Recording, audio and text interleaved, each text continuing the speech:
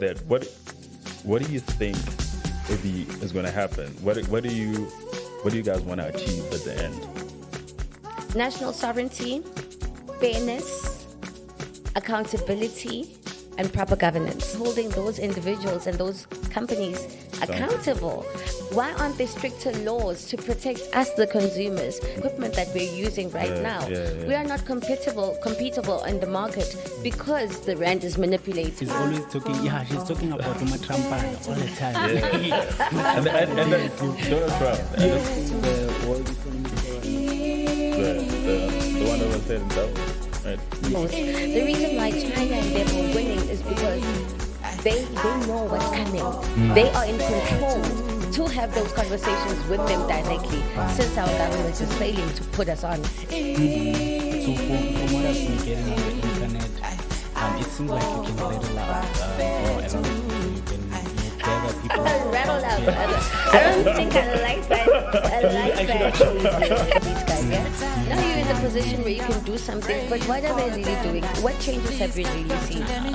We are getting poorer. The middle class is shrinking. The laws are tighter and stricter, e.g. in China. If you are a politician in China and you sit in government and you take one rent jojo, So another so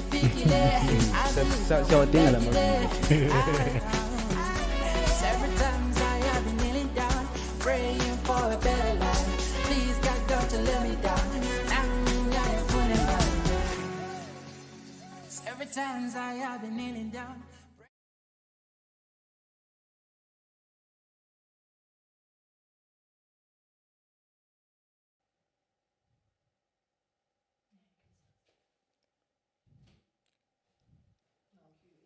Okay, cool. Thank you. Awesome. Hey, hello everybody. Ikamong Species Lenze, and this is the Safe Space podcast. Today we've got our lovely guest. She's a rising star and political analyst. She does everything from the latest Twitter from Donald Trump to the local news and politics in South Africa. So how are you, Amani? I'm well, thanks. How are you? Yeah, I'm also. Thanks for having me. Yeah, thank you for coming through and actually having us today. It's an absolute pleasure. Absolutely. Today we just wanna explore a couple of things. You've got a big following on a couple of platforms, Facebook, TikTok. Like why did you start this platform? Like what was the inspiration towards it? Life. But no, man. So I've always been interested in geopolitics, macroeconomics, and just life generally, and what triggers anything that has to do with how we live. So I started in corporate. I actually used to work for a medical waste management company. Okay. Worked in that space, left that space, ventured into being my own boss, as we all wish to be. And then in those spaces, I quickly found out that being a woman, not a bad looking one at that, might I add, Absolutely. comes with a lot of challenges. And it's challenges that have to do with private sector, the government, meaning politics, because they're all interlinked. There are so many red tapes in business, being an entrepreneur, being Black, being a woman, being South African. And then it probed me to opening a South African inclusive economy in Daba, where I would host people from governance, corporate, academias and entrepreneurs and speak and hold a conversation together as to how we can work inclusively. Because government speaks one thing, corporate speaks another, the academias, the policymakers speak another. Us, the entrepreneurs at the bottom that should be included in the economy are not being included. So started hosting that, and there's a friend of mine, Lendisi Cindy Dlamini. She's in fashion. She would say, why don't you speak about this on public platforms like TikTok and things like that? At first I was shy. I only started on WhatsApp. And the more I posted, the more people engaged. And then it grew to what it is and what you know today. Okay, cool. So when did you start opening the page, and how's the response has been so far? A year ago. It's been a year ago. Okay. It's a year. It's over a year now. based on the conversation I was having with Usindi Dlamini Lendisi on our prayer group, and she was like, you should actually, people need to know what you talk about, what we talk about as young people, as women, as the youth, and so I started speaking on things that actually make me, that I'm interested in. And it's geopolitics. So she's like, you simplify it so well. Why not just have more people hear you and understand it? Because these are issues or topics that everyone should know. No, absolutely. So it's been a year ago, and a lot of people have been, like, I've seen a lot of comments in the comment section. Yeah. Like what people have been saying, you've also pushed the movement against the rand manipulation. Yes, And then how did that go for you? Did you receive what you wanted, or is there still more that needs to happen? Definitely there's more that should happen. So with the rand manipulation case, obviously because I speak about these issues, then people started getting frustrated because obviously when you highlight the different issues around the country, people want a solution. So I figured, hey, why not? So inclusive economy then gave birth to the movement itself. And there was the response was great for me, I must say. The response was great. Then we had a march, a national shutdown on the 17th of November, 2025.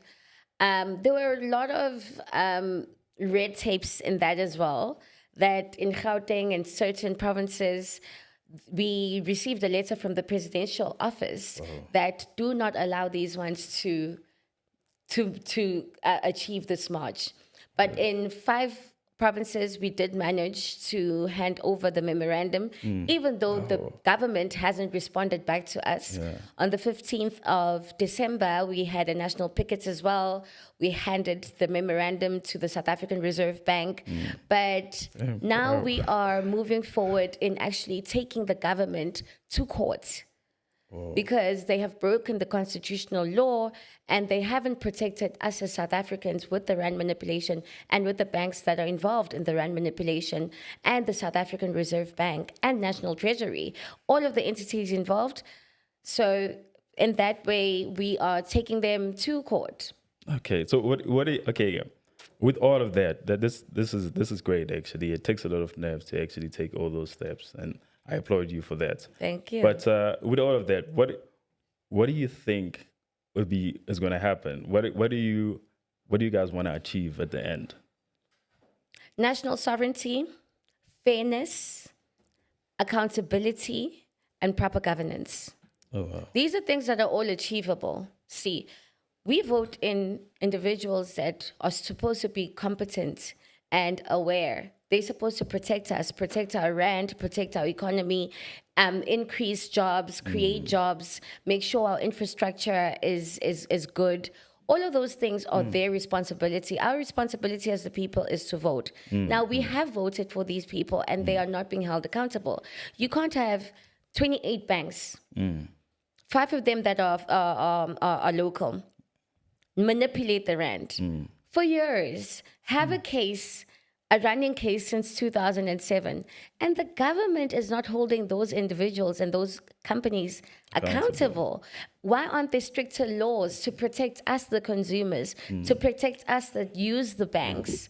Those things, we must fight for the things that we need to fight for, because this stretches to the price of bread, stretches to the equipment that we're using right now. We are not competitive in the market because the rand is manipulated.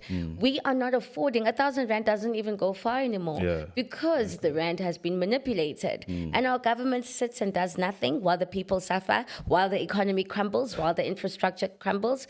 Somebody got to do something. So my movement gives the space for people to do that for all of us. Absolutely. Do you think this is kind of a deep question? Whenever we think of movements, we've always had movement in South Africa, even since 1976. Do you think the youth of today is ready, compared to the youth of 1970? Do you think it's ready for such movement, or they think they're still on their boxes? They're not. I believe we are. But there are intentional hindrances that are pushing the youth to look as if though they're not interested. So we are distracted by the media. We're distracted by socials. We're distracted by certain narratives that we find on the media. Yeah.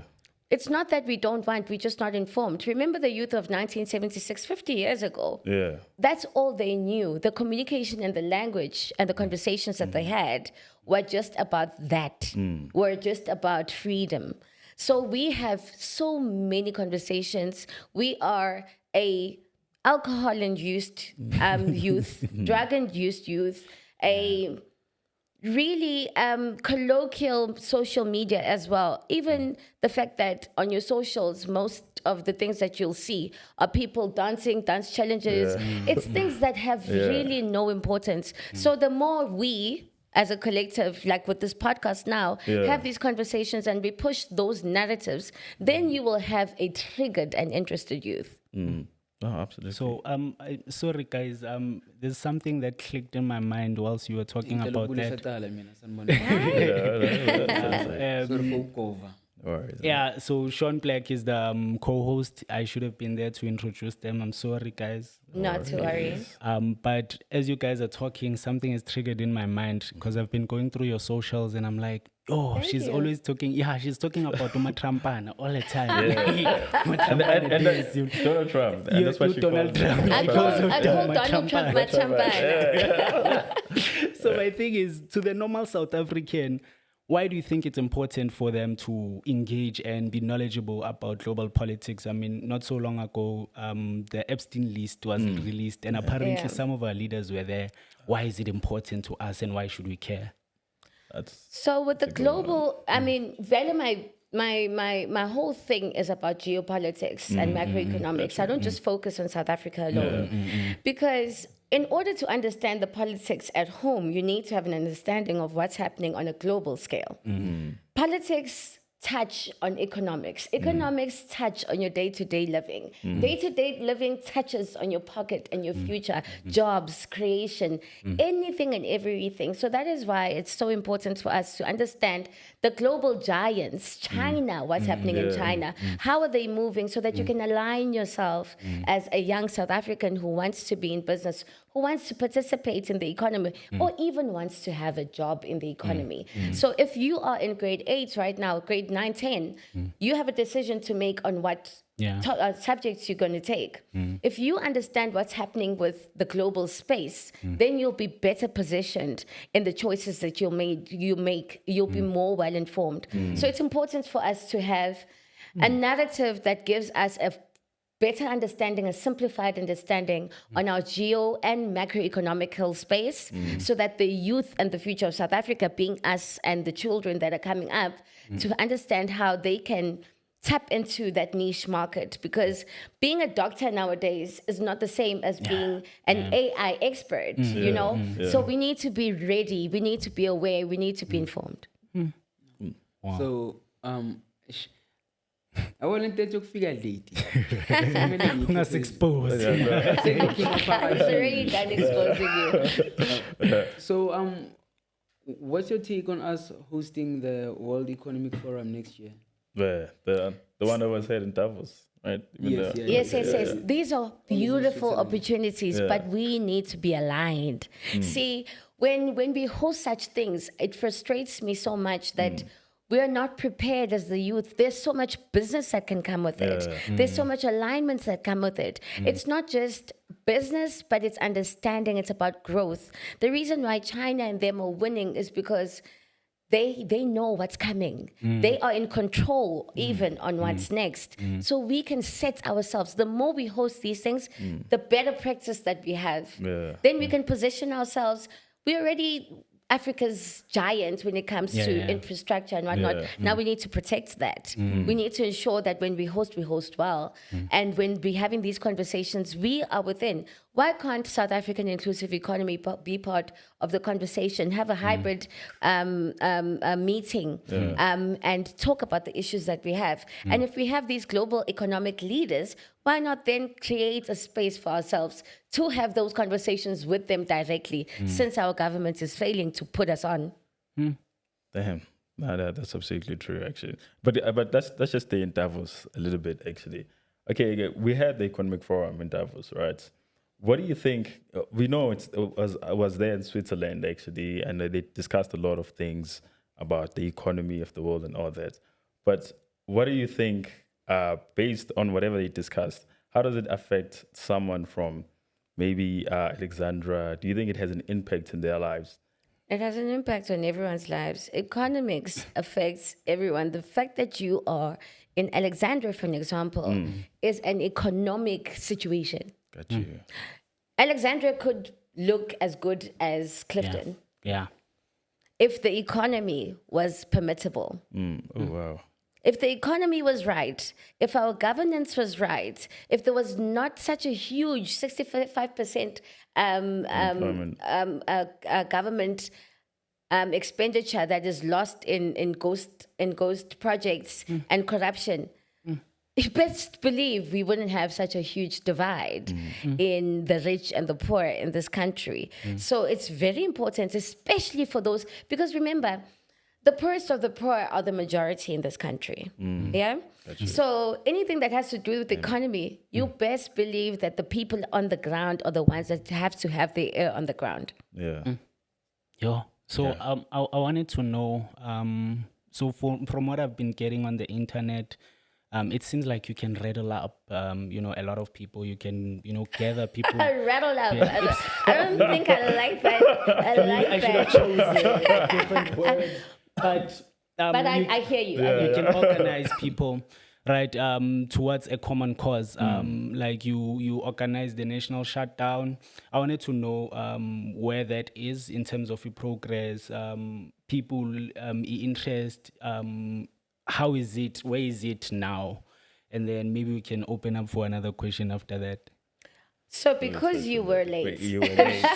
we did cover it just a little bit, but just to give you a summary on that. Yeah. So the national shutdown we submitted in 5 of the 9 provinces. We had a national picket on the 15th of December. We submitted in 5 of the 9 provinces as well. Fast forward to today, we haven't had responses from the South African Reserve Bank or the provincial offices of each of those provinces. But moving forward, we are now taking the government to court for breaking our constitutional rights by not listening, by not acting, by not creating a safe environment for the South African and our sovereignty. Oh my God. The movement is growing rapidly. We are working with other movements and organizations, civil organizations, which is a great way to mobilize what we need. Yeah. We are in need of more legal attorneys that can volunteer. We are in need of definitely finances because we are not financed. And I know I also heard rumors that I'm financed by somebody. My accounts were blocked. Yeah, I heard Because it on the honestly, I podcast. am fighting with banks. So it did make sense that my accounts would be blocked. So we don't have any financial assistance at all. Everyone who is part of the organization is a volunteer. So am I. So it's non-profitable, It's bigger than us. but we do need obviously financial muscle to take the government to court because according to many sections, the government has broken the constitutional law in protecting us as South Africans, not only in rent, VAT, inflation, the rand manipulation, because those are all of the things that our memorandum stated. So if you want to join, how do you join? You just join the national group. Oh, okay. There's this page on TikTok that we just opened called the South African Inclusive Economy. You can join that page. You can join the national group, the provincial groups as well. I'll give you the details and you can share with your platform as well. Oh, okay, cool. Yeah, that's dope. Yeah, that's awesome, actually. So, as Lento, now watching you were not there. Sing some of Boza, man. No, go So, what's your right take on our current head of state? No, like when I was Elaborate on the question. In which manner? Because like, it's which very man, as diverse. in, like what, like how, like do you have confidence in him in like what, like do you have confidence in how far he has come given what he inherited? Do you have confidence in him given like let's No, not look at the fact that he was the I'll- vice president. That he was there? Let's put aside the fact that he was the vice president of the country before he became president. Right? Yeah. But then like what's your take on him given like what he has done ever since like he's inherited like the presidency coming from your state captures, you know, coming from your government that was in shambles? I'll be blunt with this one. I think we are more captured than we were with the previous regime or the previous administration. We are looking and watching at the depletion of our economy. We are watching international companies take over our states, entities such as Transnet, Prasa, everything, our railways, our ports. We are now giving contracts to outside entities. And I personally do not believe we do not have the capability of running our infrastructure and our economy as we should. So this narrative of outsourcing and giving it to Portugal, Australia, why are we not empowering ourselves within the country and running our own mines, running our own ports? So for me, I think it's a failure within the states to equip an entire nation that has academias, that has youth, that has human resource, and tell us that the only solution is to give it to outside companies because they know better. How can Australia tell us about gold mining when we have the most gold deposits than them? Do you understand? How can we have Switzerland tell us about our banking systems when we have the numbers, when we have the majority, when we have the consumers? I don't understand that narrative. Why are we not then investing in education, investing in training, and have those people that had no better come and train us, pay them to give us the skills? Gotcha. And then they leave. They can stay to oversee, but not to an extent that we just give them contracts and we remain the worker bees with we remain the working class at cheap labor. So I don't think the current administration is doing us justice. Okay, but then don't you think that given the fact that we have parliament and we have GNUs and stuff, like I feel like the fact that we are now in that level, like in that GNU stage, has made it much more fun because it's like, okay, you other parties have been criticizing us. Now you're in the same table. So, but then It because just it's like goes now, to show that the opposition parties have had nothing to offer but criticism to the ruling party. Yeah. Okay. Because now you've got an opportunity. You've been criticizing these guys, yeah? Now you're in the position where you can do something, but what are they really doing? What changes have we really seen? Benefiting We are from getting lights. poorer. The middle class is shrinking. And that speaks volume. The 1% remain the 1%. Those that have money, they remain there. The middle class has shrunk.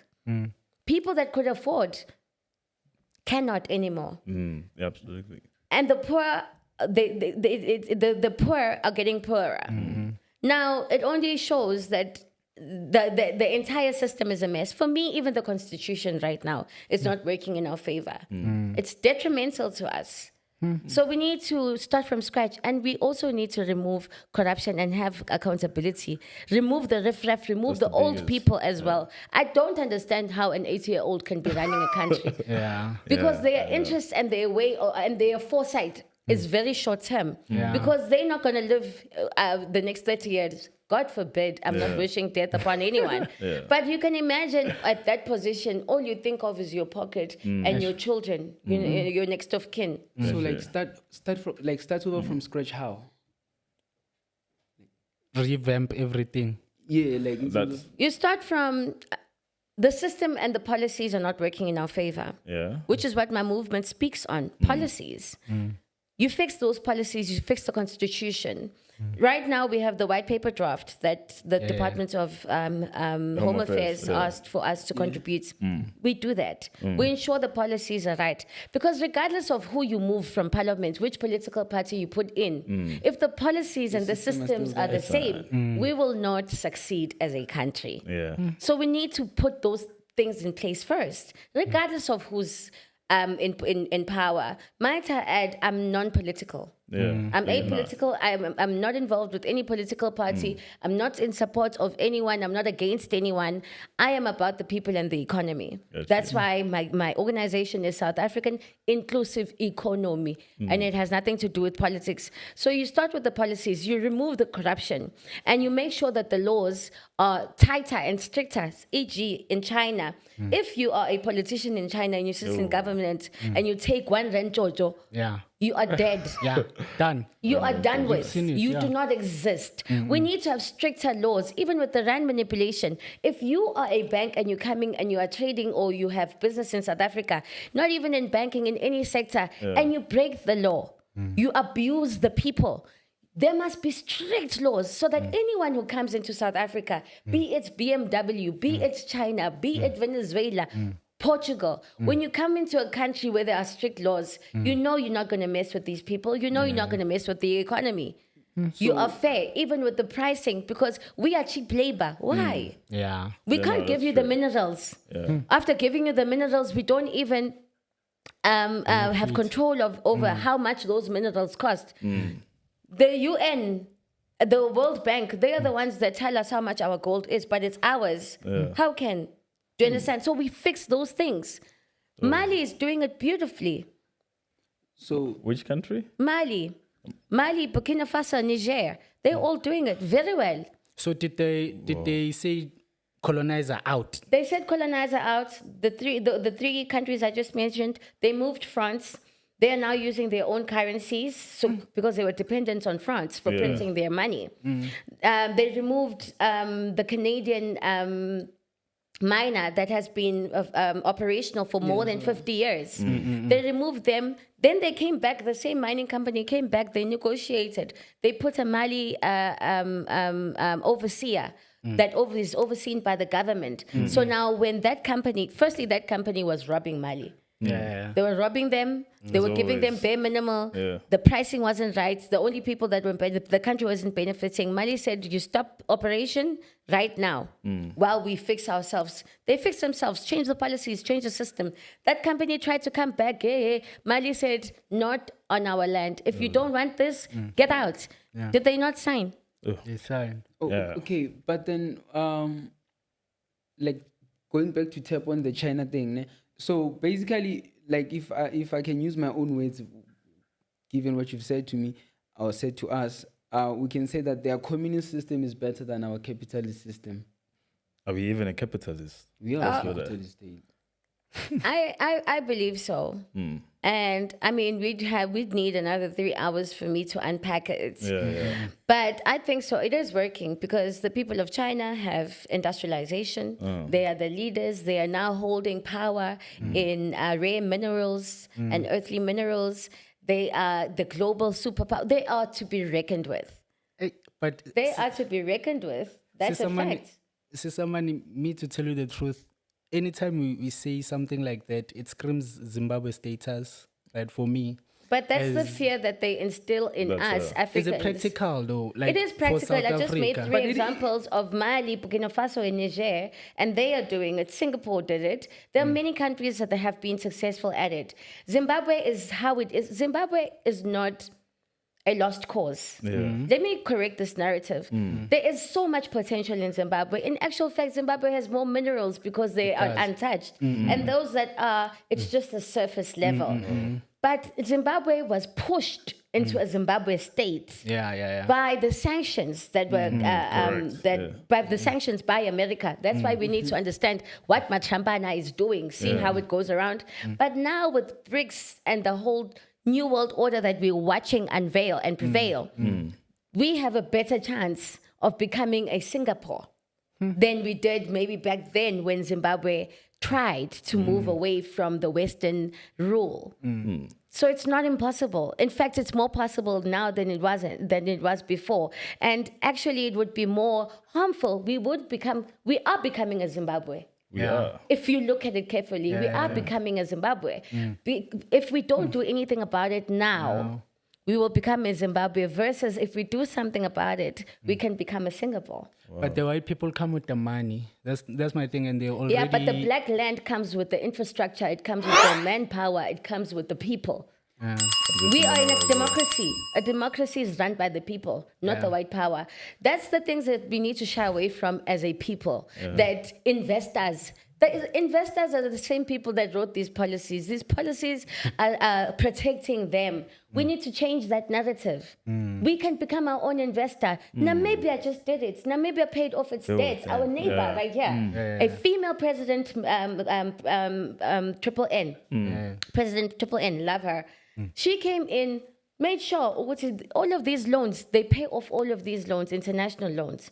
After paying those loans, education is free in Namibia now. Like Right actually up free. to tertiary, sorry? Actually free, like free. It's free, literally free. So it's not doable. We do not actually, we need to be part of the geopolitics and how the economy works around the world. So we do need friends, yes. But we need friends that are friendly to us, that don't exploit us like the West does. But there's something that SG said on Bucks. But, Like Oh. which is like it goes back because I want to tap on the other thing. But then there was this time he was being interviewed by Mbuyiseni Ndlozi. Yeah. Right? And then Mbuyiseni was also touching on these things about you know what, the fact that our wealth inequality in South Africa, white people, economy. And then he said something that didn't trend. I was like, now people like in the hypocrisy of social media. He was like, you want us to take back, this thing was sparked by the land expropriation thing. He was like, okay, you want us to take back the economy, take back everything, yara yara. Okay, cool. Let's say we do that, ne? And then we know the economical consequences of that. Our neighbors are a better example. Yeah, He like what was this like, was, should we do that? Are you still going, are you going to back us even through that suffering of that? Because it was another thing to fight for freedom, but now poverty, it's another thing. So it's like, should we do that? Are you going to back us and through that thick and thin be like, yes, the so-called ANC and the GNU, they took back everything. Now we are, everything has collapsed because those people own a majority of our economy because South Africa is a company. Yeah. That's why Ramaphosa is always out there, And we are invest in stock. us, invest. Now, should we do that? Are we the youth, because apparently we are the majority, are we going to be like, yes, we are going to start from scratch, or it's going to be like, hey, nisilethele indlala, beba right abelungu, uxosha umlungu. Yeah, but are we still going to be as united as we are through social media in terms of like, let's take back everything? Or is it going to be a thing of like, we didn't say do it like that. We were saying renegotiate. Why couldn't you read between the lines? Because I'm pretty sure we can still meet at a table and be like, let's renegotiate. Because kicking out, it's another thing. Because, okay, another thing. No one said kick out, though. No one said kick out. But it's all about planning and strategizing. Planning and strategizing and understanding what matters the most. You can't be tippy-toeing around someone who's hurtful to you. You can't have an abuser. Then unenge abuser. It's okay abuser. That doesn't make sense. You need to have relations with those that treat you well, that have the best interest for yourself, and enable they benefit. If a country is coming in and giving Africa money or South Africa money, they want certain things. Fair enough. But while you are getting those certain things, how are you treating this land? If you are mining, for an example, you come, you mine. Remember, part of the deal when you come as a miner is that when I'm done, not only am I going to create jobs, not only am I going to benefit the country, so that whatever I'm mining must benefit the country, whatever area I'm in must benefit that area. And when I'm done, I must make sure that I leave this place right. But when you look at the mining cities that we have in South Africa, most of them are not even livable after they're done. So you can't have those agreements. You have to make agreements that make sense for the long run, because you can't just excrete and leave it in tatters. So I don't agree that we are not ready. That is why the government and politics must be aligned with the future of the country. So they must ensure that we are raising a generation that understands you understand, environmental agreements. They must know what we are talking about when you're talking about trade, when you're talking about the marine, when you're talking about the army, and the importance of even the nuclear. That we should get back. Why did they deplete it? Do you understand? There are so many things that we need to understand. I don't think the youth is going to be poor if those abusers leave. We know who the abusers are. And when you say that South Africa is a company and Ramaphosa is going out to go find investors, he's going out and finding loans. There's a difference between umuntu who's investing and a person who's giving you a loan that will be paid by our children. Abazukulu bethu are going to be paying those loans, not Ramaphosa. But those loans are doing what for us right now? Nothing. Have you seen them do anything? We have taken almost R1 billion in green energy. EP. Nothing. EP. Imali COVID. Ngibonise. Imali ye-COVID gone. There are so many. There's so much money that is taken in the guise of loans that are supposed to create jobs. But our unemployment rate keeps growing. So what's the point of this?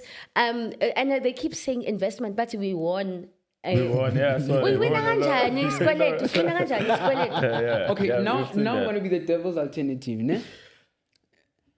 No, the devil's advocate. sorry. Advocate. Advocates. Yeah. There's this book that I'm reading. It's called that. That's why. Okay, those banks are not forcing us to come to them, right? We are going to those banks, and then another thing. Our leaders are. No, the not us. IMF and everything. Like our chair Donald Trump, but I'm gonna point a bomb at South Africa if you don't come in loan right now.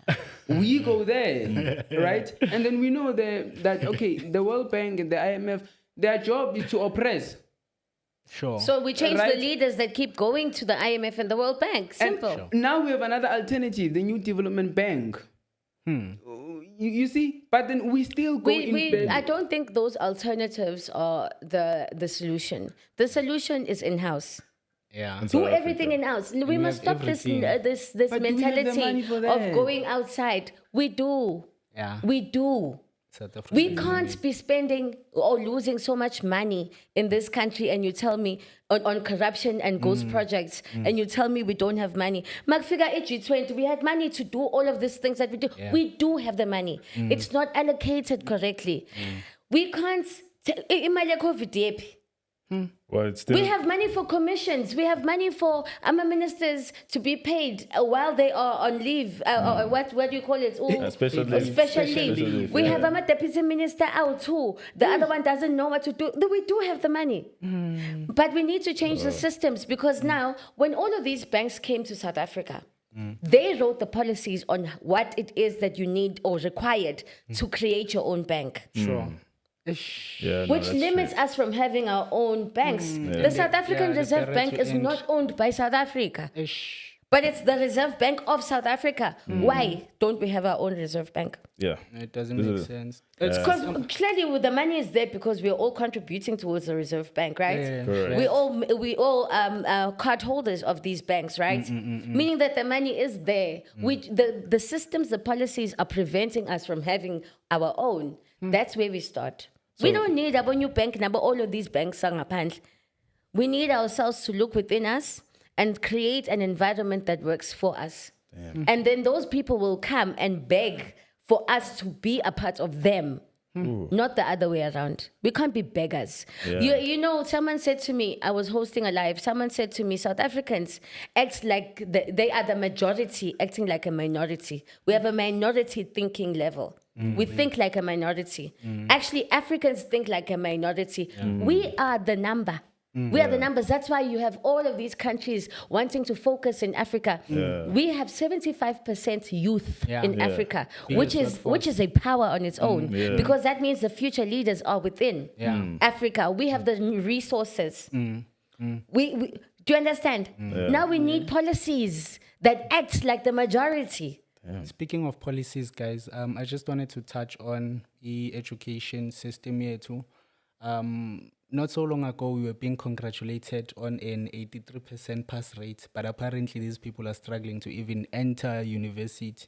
So now I look at these things and I'm like, should this be a bad thing about our youth? Because one thing you can notice and count on youth as South Africa is making things trend online, right? We own TikTok, we own all of these social media platforms. So don't you think it's time we start teaching these children, as in, this is where the money is at. Education system, we can see it's not working for us. You know, can we try and train them to equip them for what's, coming, which is the digital economy and stuff. So I just wanted to find out from you if you think our education system is preparing us, and if you had opportunity to change it, how would you change it to align to what we have now?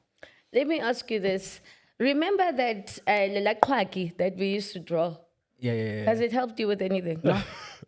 Nah. I honestly, I know this will be not common, but Ibantu education made more sense because it was practical. Yeah. And that's why we even depending on our neighbors to come and build for us, fix our cars, do welding and things like that. We need to be equipped. The educational system right now, again, I say it's the government that we have put in power that is not thinking ahead.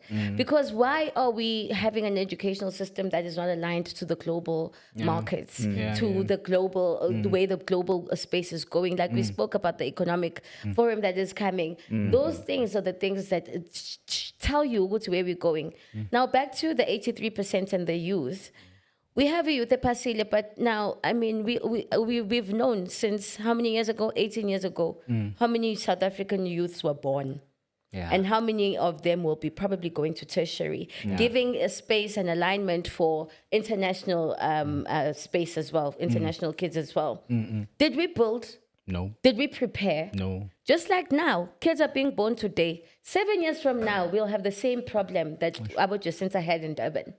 Of space and kids not being accepted in certain spaces because we are not our governance, our leaders are not preparing our infrastructure. I mean, all of these things stem from a bad governance. They stem from an unprepared governance, from parliaments in Cape Town to provincial to local, right up until Amakanzel. You cannot tell me that there is a space, Alex Gwakiwa, RDP, and you don't have schools prepared for that area, hospitals prepared for that area. That's why we are overwhelmed by even our neighbors coming in. We're overwhelmed. Now we need to fight amongst each other, creating animosity. The problem is the governance. They are focused on things that don't make sense. Education right now in China, what are they doing? They are in robotics. But you only find those privileges in private schools because our public schools are ill-equipped. We still have schools with no roofs, no toilets, no water functioning, toilets. simple things. So we can't be blaming the youth when they are living in an environment with a governance that doesn't think for them in their future. When you say they're focused on things that don't make sense, like what? What are they so into? Not January 8th. Their political stance, rotating a portfolio, mobilizing people, giving them T-shirts. What else are they focused on? Tell me. Argue with me. They're more focused on staying within the political structure. They're more interested in protecting each other's nonsense and corruption. And we're seeing with the commissions right now. Oh, this one is linked to this one. This one is protecting this one. They are focused on feeding themselves. Their tummies are getting bigger. Like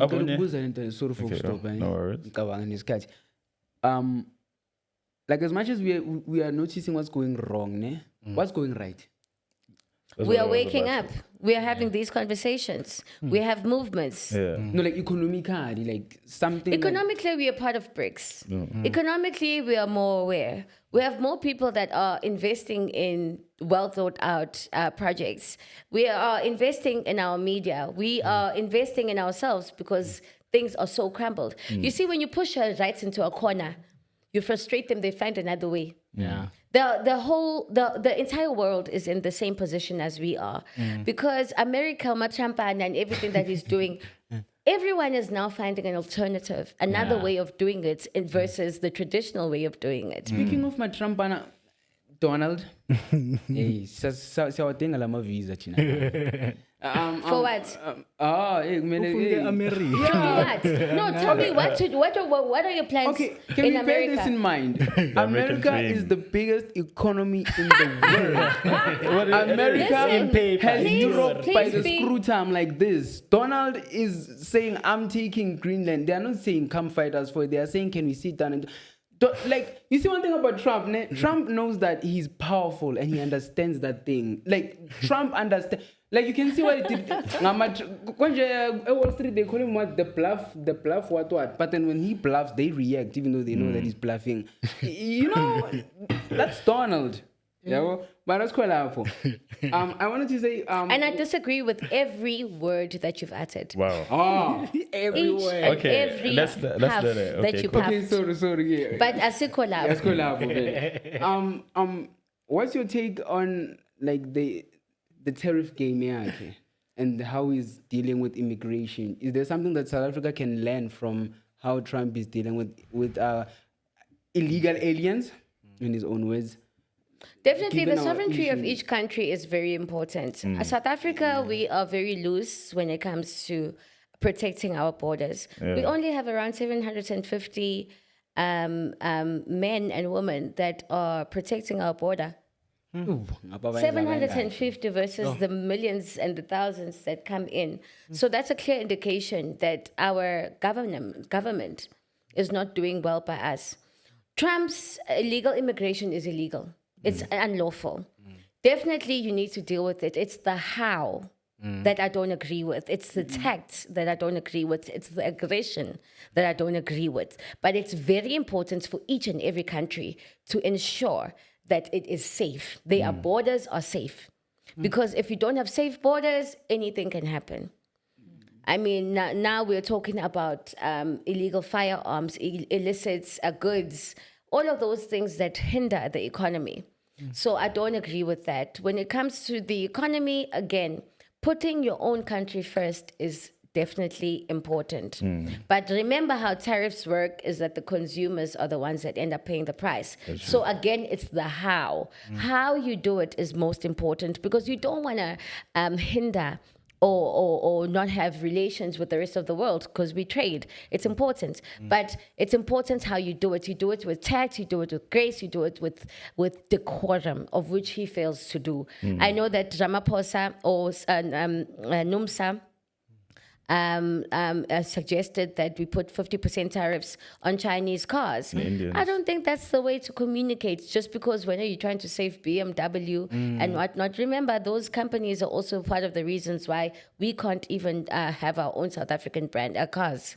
Because they are here. It's part of those deals, which is nonsensical. We need to go back to the drawing board. But now, China is part of BRICS. Why will you have your friend, Umluise Ngoguti, if you don't do this, I'll put tariffs. Tariffs will mean that we will pay more for the Abo Omoda and all of those cars. That doesn't make sense for us economically because we're already suffering.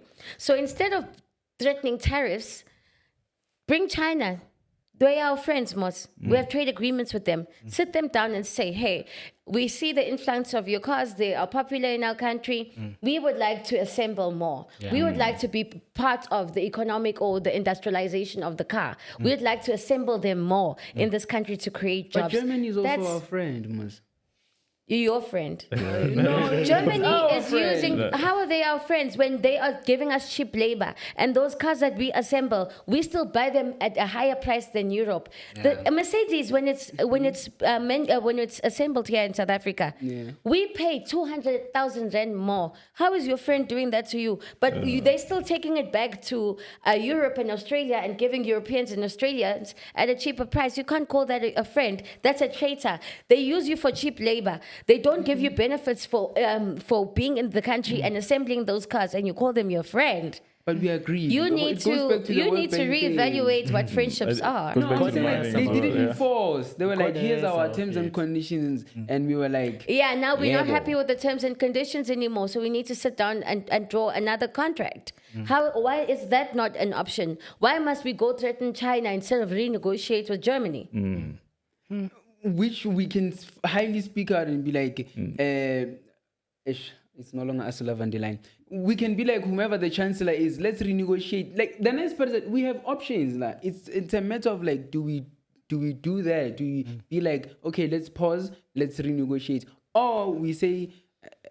But it's not what the current government is doing. They are now threatening to put tariffs on China. That's the thing. Which is counterintuitive. Yeah, which it is. It is. actually. It's detrimental. So now we are messing up on a global space. So and it's not just China, it's India as well. Yeah. So if we're now shaking up and making our alliances uncomfortable to savor a relationship with one entity, how will it land to all of them? So that's why I'm saying tact, decorum, and mannerism is important. You don't just do things haphazardly as a president, as a leader of an entire nation that is sitting in a position that is even reached to the entire African economy as well. Remember, they come through South Africa for Africa at large. So you need to be very, very strategic. No, absolutely. I think we are currently a bit out of time, actually. But this was absolutely. I think we need a part 2, just to be for real. Sure. This Sure was, thing. it was very deep, actually. Yeah. Guys, if time will allow us, Sis Amani, if your future self is looking at you right now, what would you tell her? Great stuff. Great stuff. Stay fearless and stand in the truth. Got you. Absolutely. So for those who don't know you, where can they find you? Just quick one. Just TikTok, Amani Dube. Facebook, South African Inclusive Economy, Indaba. And you'll figure out the rest. And on email, it's amani@inclusiveeconomysa.org.za. Thank you. That was much, it. guys. Thank you. Thank you, definitely.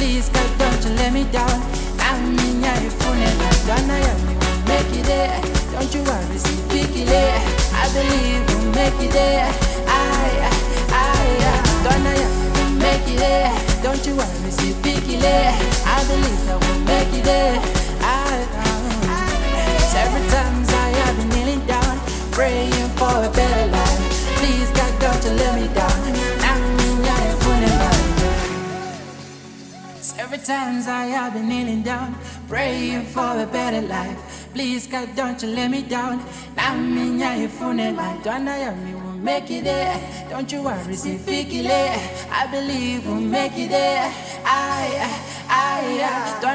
We'll make it there. Don't you worry, see fikile. I believe that we'll make it there. Every times I have been kneeling down, praying for a better life. Please God, don't you let me down. I go over fair too. I go over fair too. I go over fair too. I go over fair too. I go over fair too. I go over fair too. Don't let my show. It's a sunny day, and everybody's feeling okay. Ooh, I'm not even aware. What's I see sun? It's a sunny day, and everybody.